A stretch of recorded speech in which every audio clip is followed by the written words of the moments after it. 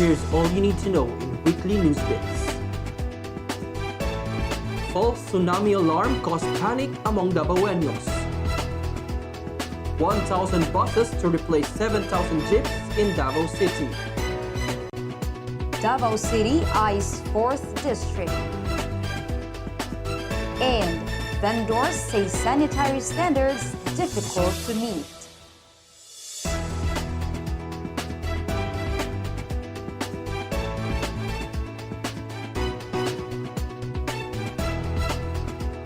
Time to know the top stories of the week. I am Mace Pence. And I am Jenny Arado. Welcome to Sansor Davao's Weekly Newsbits.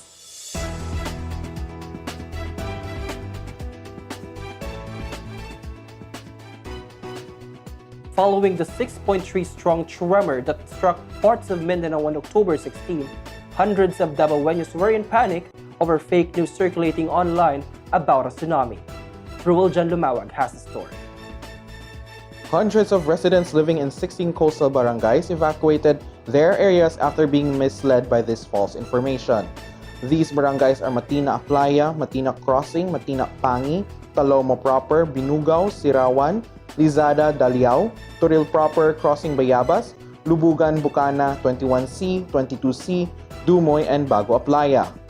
Davao City Disaster and Risk Reduction Management Office, or CDRRMO, advised the public not to evacuate unless a preemptive advisory is issued.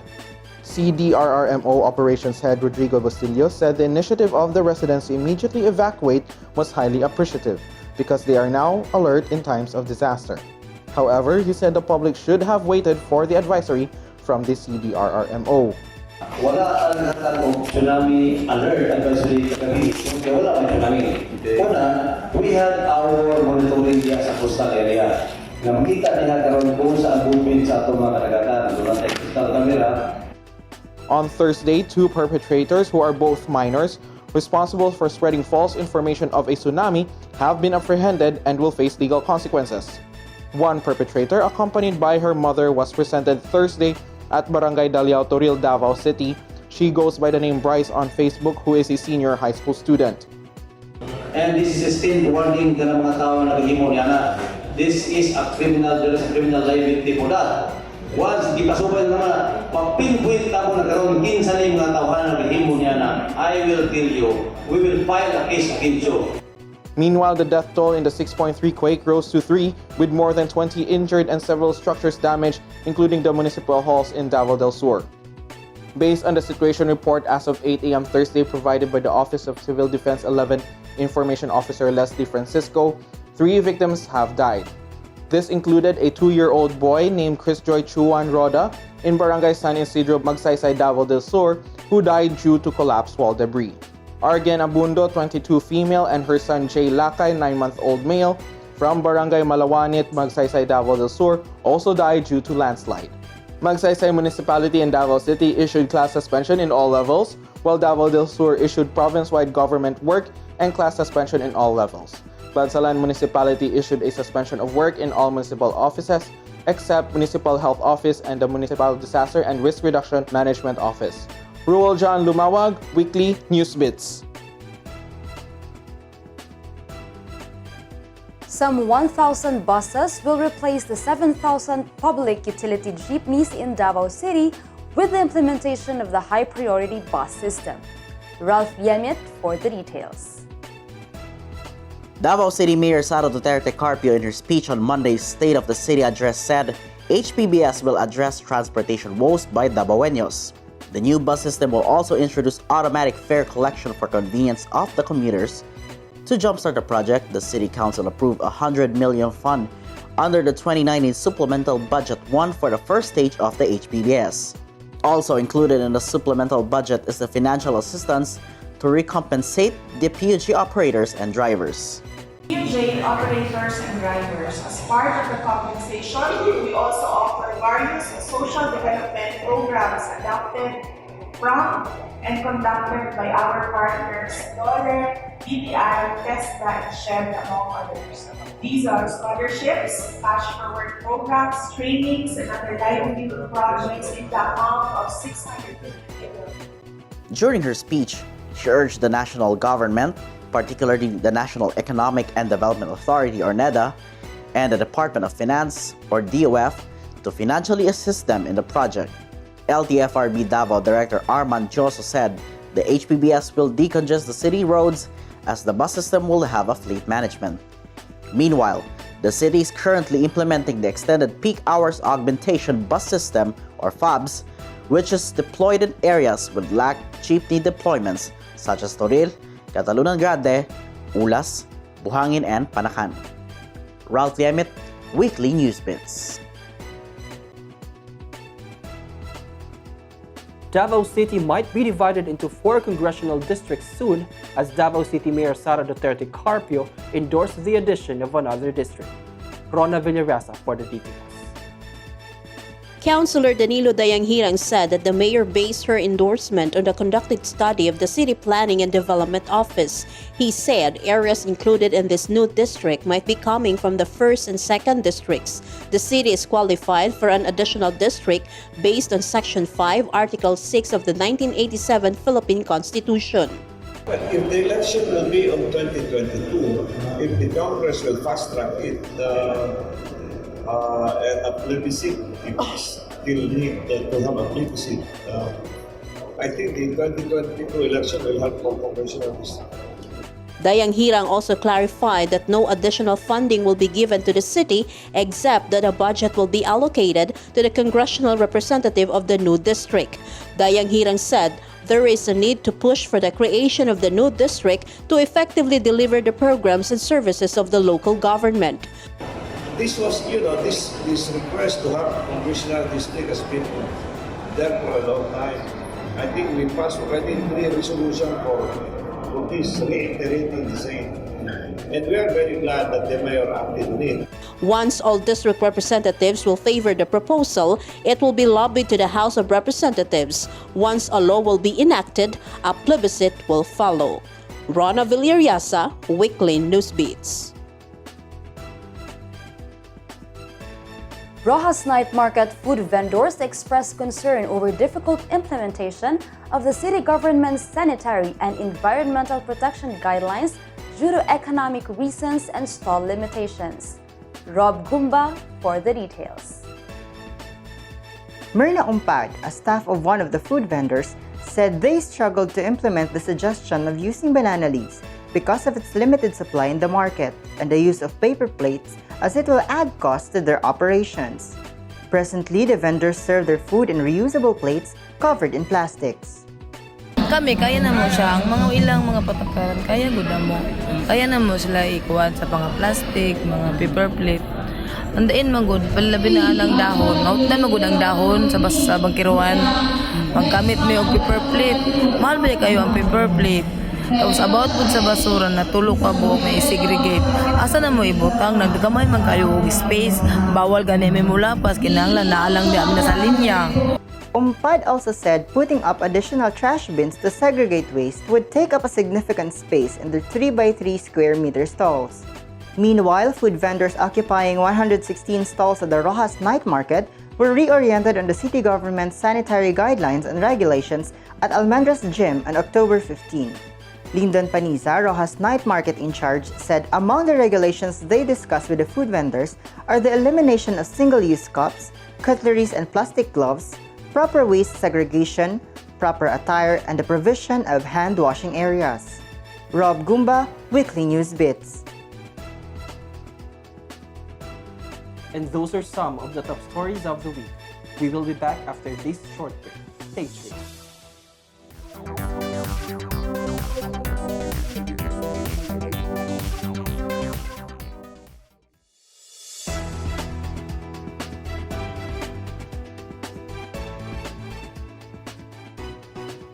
You're still watching Weekly Newsbits.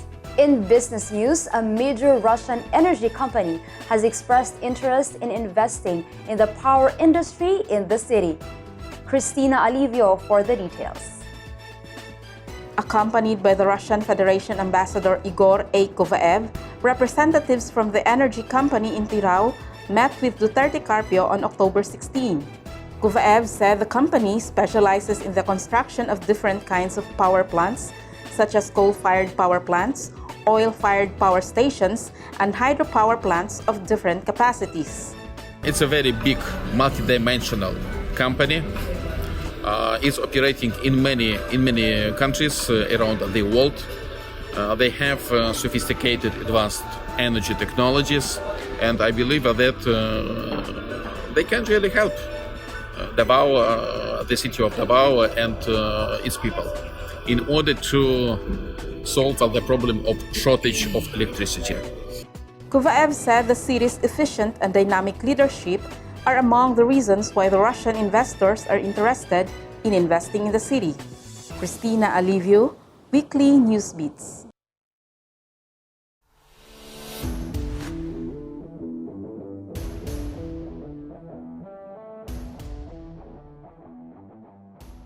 In sports, former Davao City standout IBA Women's World Boxing Championships featherweight gold medalist Nesty Petesio has received a total of 3 million cash incentives from national government and private sector.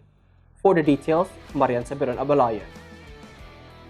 Nesty Alcaide Petesio, 27 years old, born in Barangay Tuban, Santa Cruz in Davao del Sur, but started her amateur boxing career in Davao City, has become an instant millionaire after beating Lyudmila Vorontsov of Russia for the women's featherweight gold medal via split decision win in the recently concluded 2019 IBA Women's World Boxing Championships in Ulan-Ude, Russia.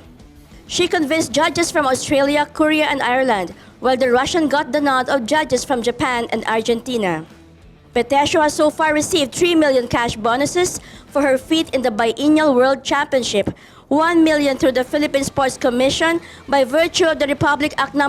10699, also known as the National Athletes and Coaches Benefits and Incentives Act, another 1 million from President Rodrigo R. Duterte, and 1 million from the MVP Sports Foundation of sports patron Manny V. Pangilinan. Petesio said she has deposited the checks to her savings account. She plans to finish the construction of their 3-bedroom house in Tuban and add 2 more rooms, then buy a 1-hectare income-generating farm lot for her parents and save the rest. She reminisced the difficult life she and her family experienced while living in a house made of tarp and wood that her father Chodoro built in Bago, Galera. At age 11, her father taught the basics of boxing. In 2007, she emerged champion in a national ABAP tournament in Cagayan de Oro City that paved the way for her to train in Manila as a member of the developmental pool. At about 16 years old in 2008, she officially joined the national boxing team. She had won 3 silver medals in the Southeast Asian Games in 2011, 2013, and 2015, and also collected several golds in international competitions in different countries. PSC Chairman William Butch Ramirez presented Petesio, along with Artistic World Gymnastics Championships gold medalist Carlos Yulo, 3-time Olympian and 2019 IWF World Weightlifting Championships bronze medalist Heidelin Diaz, first Filipino qualifier in 2020 Tokyo Summer Olympic Games, Ernest John Obiena, and 2019 IBA World Boxing Championships silver medalist Yumir Felix Marshall to the President during the courtesy visit Wednesday in Malacanang Palace. Mariane L. Saberon Abalayan, Weekly Newsbits.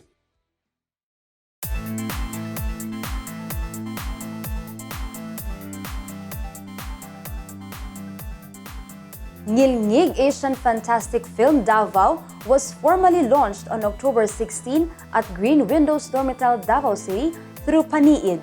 Ngilngig Sneak Peek 2019. Ralph Liamit has the details. The 5th edition of the Ngilngig, dubbed as Ngilngig Asian Fantastic Film Festival Davao, will feature different fantastic films from the Philippines, countries in Asia, and other parts of the world. A total of 57 short films with extraordinary full-length features from China, Thailand, Malaysia, Indonesia, Spain, Canada, and the United States will be highlighted during the festival.